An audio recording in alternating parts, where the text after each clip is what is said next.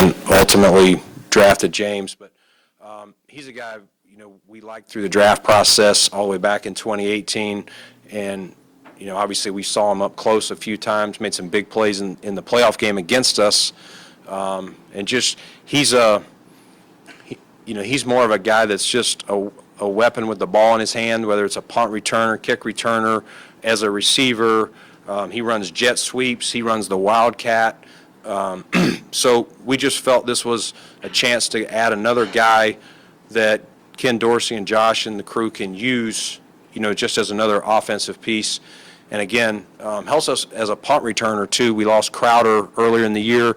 Shakir's done a really good job, but as a rookie, that's a lot, and he's still trying to get his feet settled at wide receiver. And so to add a guy with his abilities of punt return, just thought it made too much sense. None of this was a negative on Zach. It just, I think we all saw, Zach is a very good player, and I want everybody to understand that. Zach's going to have success in this league.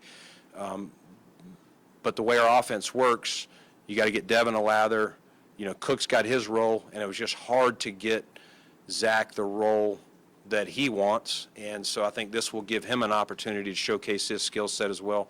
So hopefully this is a win for the Bills, a win, for Zach and the Colts in where they're headed. But go on. No, I'm good.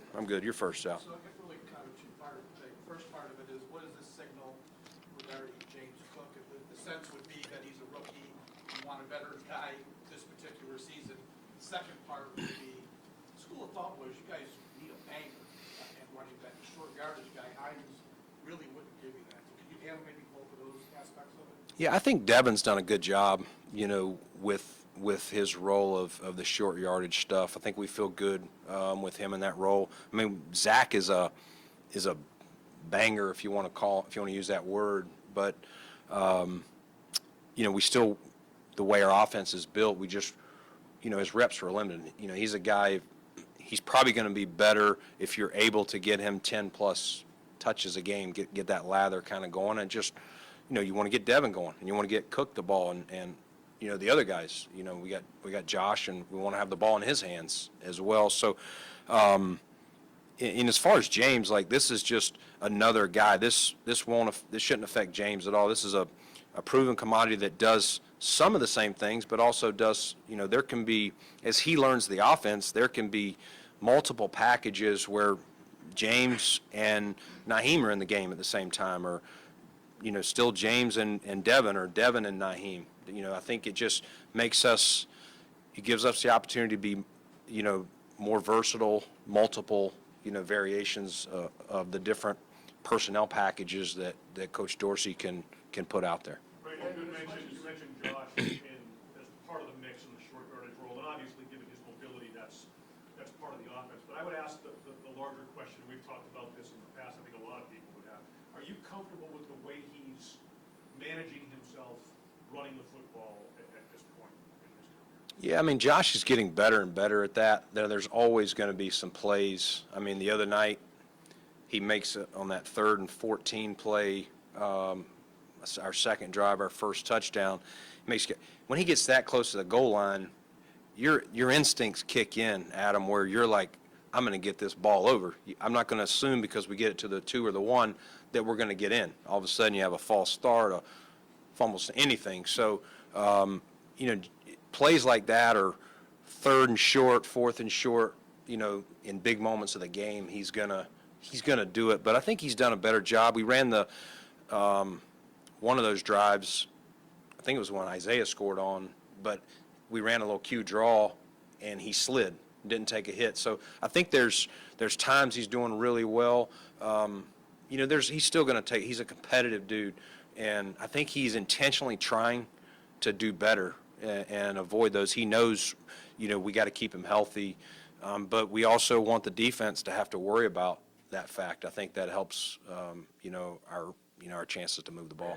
What is the timeline for Jordan, if you could? Yeah, he's. I would say he's day to day, or or something like that. We'll see. I don't really. He's still healing up, but yeah, we'll see how he goes.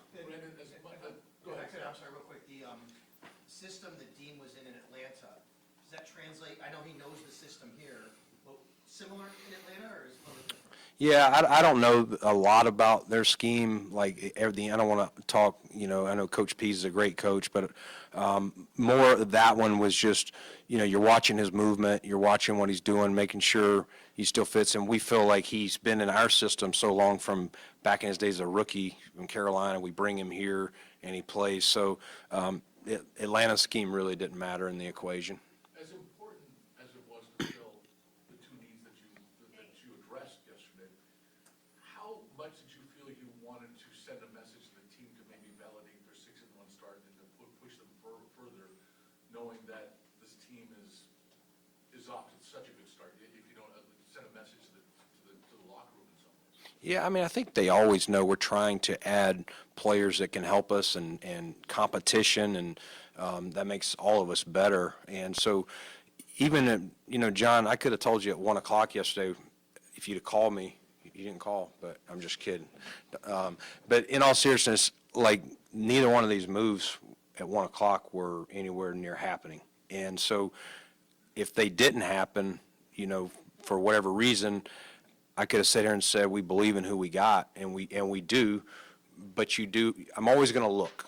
And if it makes sense for, the Buffalo Bills, today and long term, we're going to try and make it happen. And there's, again, of the two guys we got, there's another 100 plus that we looked into. Again, like I said, I think we dug deep on just 10 safeties alone, but we looked at other positions.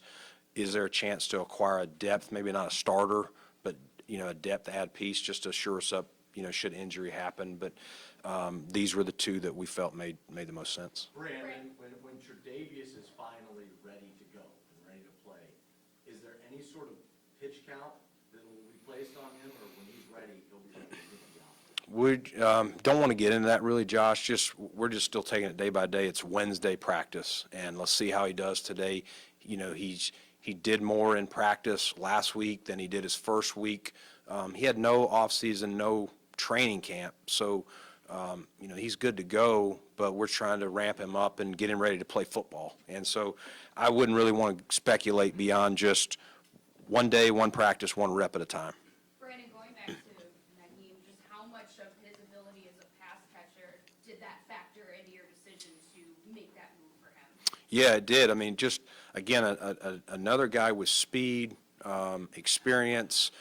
He can go out there and play slot. I mean, back at NC State, he was a punt returner, kick returner, receiver, running back.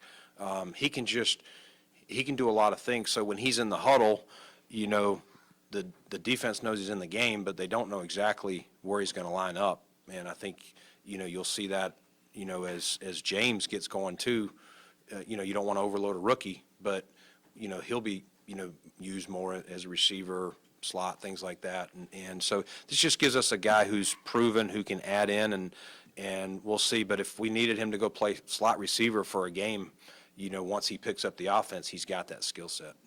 Brandon, can you give us some insight into how much it does put more on the plate of a guy like Khalil to do both during practice and prepare for a game where maybe this will alleviate some stuff, and especially for a rookie, because you touched on it, how much is there right there for that? Yeah, it is. I mean, this is a big transition from Boise to the NFL. Let's be honest. And Khalil, I mean, he's a very impressive. I know if you guys have been around him and talked to him, he doesn't get too high, doesn't get too low. When his number's called, he's ready for it. But naturally, that's a lot. That's a lot of pressure. And again, we know the winds of Orchard Park, are only going to pick up probably. And so he's done a good job, but it's still, catching NFL punter legs consistently, in some of these swirling winds, it's still a work. And, I know Coach Smiley has done a great job during the week of getting him catching balls in our stadium, just how the winds swirl and things like that. But Nyheim's done it for a longer time. It's a little easier, a little more natural. And so if he's healthy and available, that gives us, a guy so that Khalil can just, focus on his roles that we need him on offense. Brandon, Dean's wife posted on Instagram after they found out that they were heading back to Buffalo. She said she was ugly crying and so happy to be going back home to their true NFL family. What does it mean to hear about players who come back to this team time and time again, that they're just so happy to be back a part of the community and family that you have created here? No, that's awesome to hear, and that's what you want. The business gets in the way. Again, Zach Moss leaving. Zach Moss didn't do anything. He did everything he was asked, and other than when we're playing him, I'm rooting like hell for him. And so, the same thing when Dean Marlowe got a chance to go to Detroit and be a starter. He knew we had Jordan and Mike, and he got a chance to go start. You're rooting for him, but also sometimes it works out. And I always tell these guys, you never know. The same thing told Zach yesterday, that you never know. We wouldn't hesitate to bring you back if it made sense. So I'm glad to hear not only is Dean excited, but that his wife is excited. I know she's talked to Dean this morning. She's due coming up. So exciting times for him. But love hearing when guys, Jordan Phillips and Shaq coming back this year. That's the way the business gets in the way, and sometimes feelings get hurt, but you like it when guys appreciate their time here. I know you talked about the reports being out there and, just take them for what they are. There is one out there that you guys have reached out to Odell Beckham Jr. Is there any truth to that? And is that something that, if an opportunity presented itself, talked about it before, but you guys would be interested in? Yeah, without getting into that one, it's OBJ's a heck of a talent. Where he was drafted, obviously he had the great catch, and he might have been the MVP of that Super Bowl. Does he not, tear the ACL? Really unfortunate for a lot of things for him to have to re-tear that, but he's a heck of a player. Everybody in this room knows who OBJ is, and so I don't have to tell you guys. And again, me, if we think he can help this team, we'd be crazy not to at least look into it. And and if we did, you have to remember there's financials, there's roles, there's all sorts of things that would all have to line up. But you can, a guy of his talent, of course, we would look into that.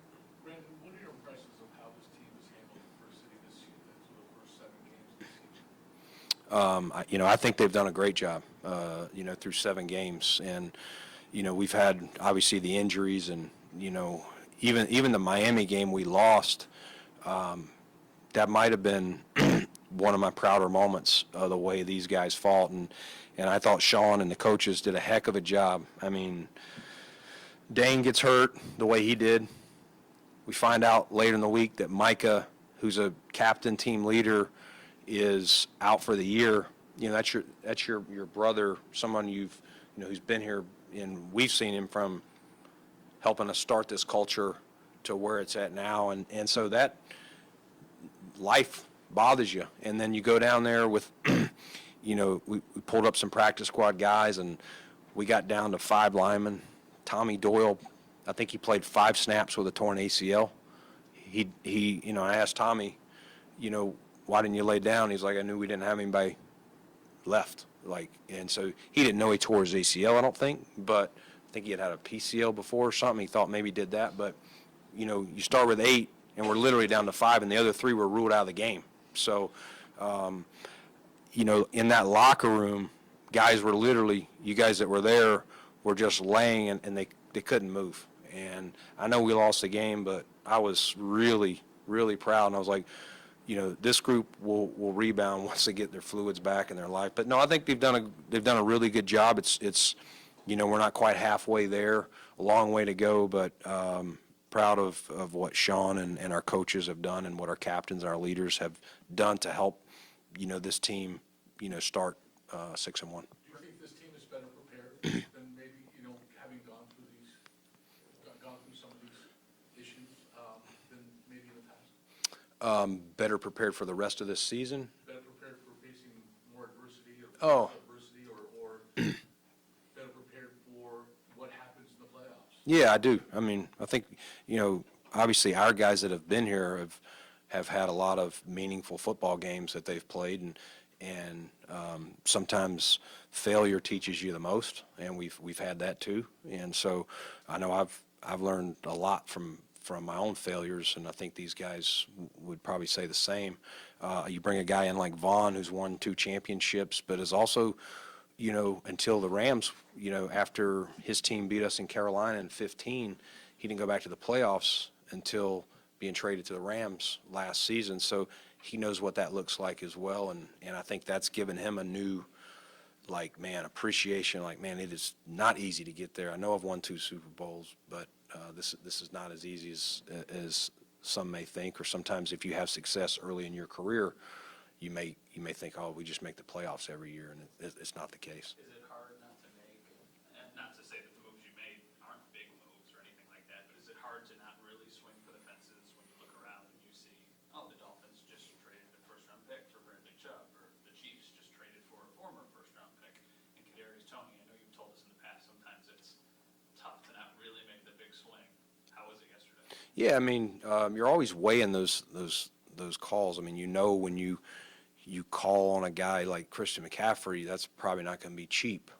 But you look into it, and it's got to make sense today, but it's also got to make sense for us long term. You guys know the guys that we have coming up with expiring contracts or guys that are available, and so that goes into that. We really need our draft capital, and we do want to, I'll reiterate, we do want to win this year. We're doing everything we can, but I don't want to be here next year as a team that people are saying, oh, they lost it, and we're going to call them to see if they're selling off. They don't have it. Hopefully we're, looking at the deadline again to see if there's something that we need, to help us. I know Khalil, when you guys drafted, you talked about him, play all over the place, do multiple things. What did your, early returns here, but your assessment of him specifically out of the slot, how he's adjusted to that? Yeah, I think he's done great. I think he's got a great feel. He's very instinctive, good hands. I think the biggest thing he needs right now is just more time with Josh, getting that rapport. He probably worked more with Case and that crew through the preseason because Crowder and, Isaiah were getting a lot of those roles there, and he was, a backup as an outside guy. So I think that rapport will continue to grow, and I know Josh has full faith into it. He's told me that. So, the thing I like about him is when his number's called, he usually answers it, and I'm excited about where he's heading. Brandon, how do you feel about the depth of your offensive line moving forward? Yeah, that's a hard position, Joe. Especially when you lose a guy like Tommy Doyle. Tell the guys tackles don't grow on trees, and when they go down this time of year, it can be very thin. Out there, there's not a lot of answers, and there's not a lot of people that are going to say, "Oh, you can come get one of my tackles." I like the guys we have. I like some of the guys we even have on practice squad that we're developing, and I do believe if injury strikes, that they'll be ready if their number's called. Where does Ike Butker fit into that? He's still working his way back. I do think Ike has a good chance to come back this season, and don't want to give a date yet, but he's I think he'll get there and have an opportunity for us to at least open that practice window, see what it looks like, and see where we're at, where the linemen we have are at that time. Is there a possibility Jamison Crowder makes it back this season? I don't know yet on that one, John. I think that's too early. Jameis is a competitive dude. He's been in here working, and I know he would love to come back if the opportunity was there. But I don't have a timeline on him yet. Can Xavier Rhodes play safety if he needed to? I don't want to say he could or couldn't. We haven't really got there. Unfortunately, he got hurt that second practice. He's smart, and he's got a lot of experience in the league. So I wouldn't want to say he couldn't, but I haven't seen him do that. Brandon, how do you think Trey has handled the patience piece with coming back as he gets closer? Sean joked that he could have wanted to be out there for training camp. What goes into that, kind of that mental portion, because we talk so much about the physical? Yeah, I think the mental portion is the hardest thing when you're getting over something like this, because you just rehab for so long, and you want to be out there with your teammates, and you want to know it's going to go well and all that. And so I think that's what we're working on now, is just regaining that confidence to plant and drive on that leg, not run straight forward. I think that's easy. It's just anytime you do something. I know, I tore an ACL 200 years ago, and at a high school level. And when you're coming back, you do naturally, think of that until you get hit a couple times. You get it rolled into, and you get up and you go, man, it's still attached. I'm still good to go. And so I think all that is part of it. But I think Trey's a competitive. I've seen guys rehab from ACLs really good. I'm not going to say it's the best, but I've seen nobody better than Trey, the work he's put into it. He took his family down to Disney World at one point, and he was rehabbing down there at some Airbnb or something. So proud of him, and I'm just glad we're getting closer and closer. Do you have the Vikings coming in here next week? And I know you talked a lot about the Steph trade and how that all went down, but I'm curious, is that one of those rare ones where it works out for both sides pretty equally? Like, how do you look back on that now, especially with them coming here next week? Yeah, I mean, Elena, I think you want them all to be win-wins. You don't want to go, oh, man, every time I dealt with this team, they fleeced me or I fleeced them. Like, you want it. And again, Zach Moss, I hope he goes on and has great success in Indy, and that Nyheim has great success for us. That's the best.